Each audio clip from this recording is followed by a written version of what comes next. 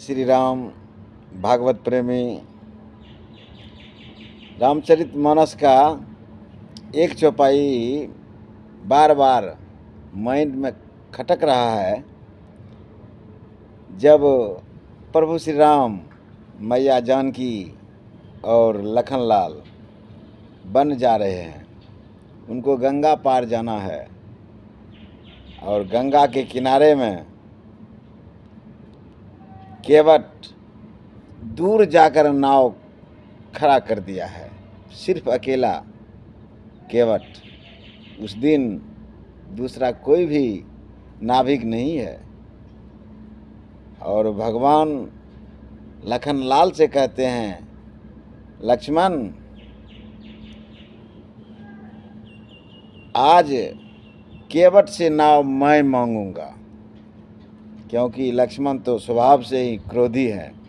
वो तो आदेश करते कि केवट लाओ, जल्दी लाओ, मंगाओ, जल्दी नौका लेकर आओ, नहीं तो देखते हो।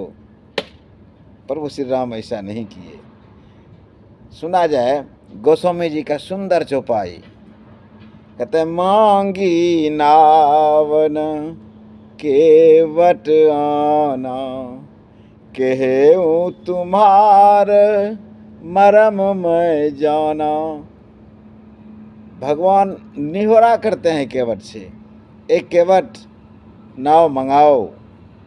और केवट कहते हैं कि मैं आपके मरम को जाना।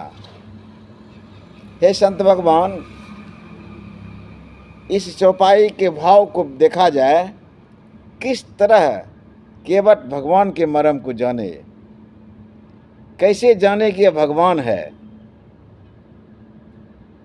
अब आप ही विचार कीजिए, कोई शक्तिशाली आदमी जिसके हाथ में धनुष बाण हो,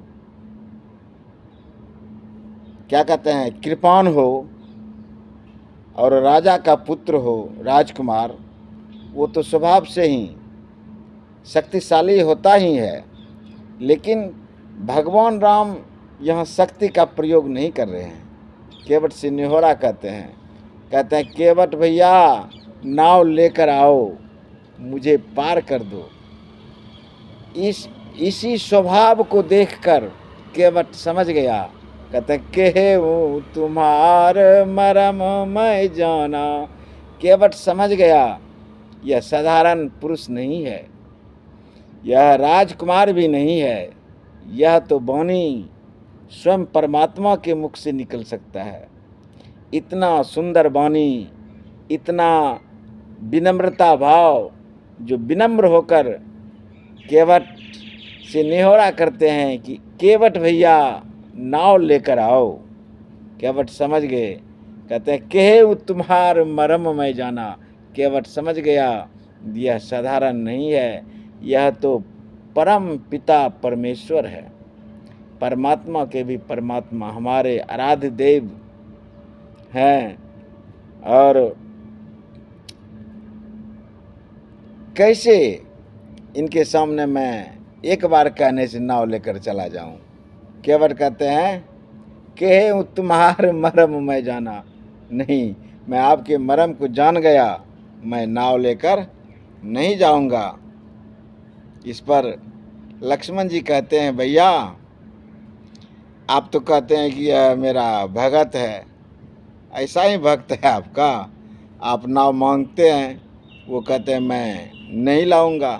ये कैसा भक्त है। तो भगवान कहे कि लक्ष्मण क्या कहूँ भैया, जब कोई दुकानदार सुबह सुबह दुकान पे बैठता है और एक उधार लेने वाला ग्राहक आ गया, उधार दे ही दिया। अब बताओ, उस दिन पूरा दिन जो है उस दुकान पर कोई भी ग्राहक जाएगा बिना पैसा का जाएगा, उसका बोहनी खराब नहीं हो जाता है। तो लखनलाल के प्रभु आप क्या दुकानदार हैं? नहीं भैया, मैं जब घर से ही चला तो मेरा वहीं से बोहनी खराब हो गया। बोहनी क्यों, कैसे खराब हो गया? पिताश्री हमको बन दिया, मैं वनवास चला लेकिन आप न्योरा करने लगा। मैं आपको कितना समझाया कि लक्ष्मण तुम वन नहीं जाओ, तुम अयोध्या में ही माता पिता का सेवा करना। क्या भैया आपने मेरे बात को माना? नहीं माना तो नहीं मैं।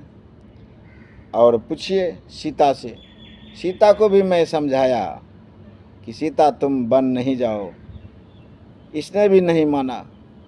और देखा जाए वो देखिए मंत्री साहब, मंत्री जी को कह रहे हैं आप अयोध्या जाइए, वो भी नहीं जा रहे हैं। वो केवट को मांग रहे हैं कि लाओ मंगाओ, नाव लेकर आओ, वो भी नहीं मान रहा है। तो मेरा बोहनी ही खराब हो गया है। तब केवट कहते हैं कि एक शर्त है। क्या शर्त है? कि जाओ प्रभु पार अवसी गा चाहूँ, अब मोहे पद पदम पखारन कहूँ। केवट ने एक शर्त लगा दिया कि अगर आप पार होना चाहते हैं, मुझे अपना चरण कमल पखारने दीजिए, धोने दीजिए। तो इस प्रकार केवट भगवान के मर्म को जानते हैं। इन्हीं शब्दों के साथ आज बहुत ही सुंदर दिन है, श्रावणी मेला का अंतिम सोमवारी, और रक्षाबंधन भी आज के ही दिन है। सभी बहन आज अपने अपने भैया के कलाई पर रक्षा कवच बांधेगी। सभी बहन से निवेदन है कि बहन, अगर आपके भैया आपको रक्षाबंधन पर उपहार नहीं दे सका तो दुखी मत होना। यह तो भाई बहन का प्यार है, इसको निभाते रहना। और बहन से भी निवेदन है कि देख बहन, आपका भैया अगर आज के दिन तुमसे राखी नहीं बंधवा पाता है, दूर दराज में फंसा हुआ है, तो ज़रूर कोई न कोई आर्थिक तंगी, मजबूरी में फंसा है।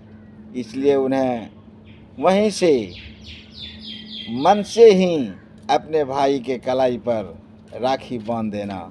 जय श्री राम, राधे राधे।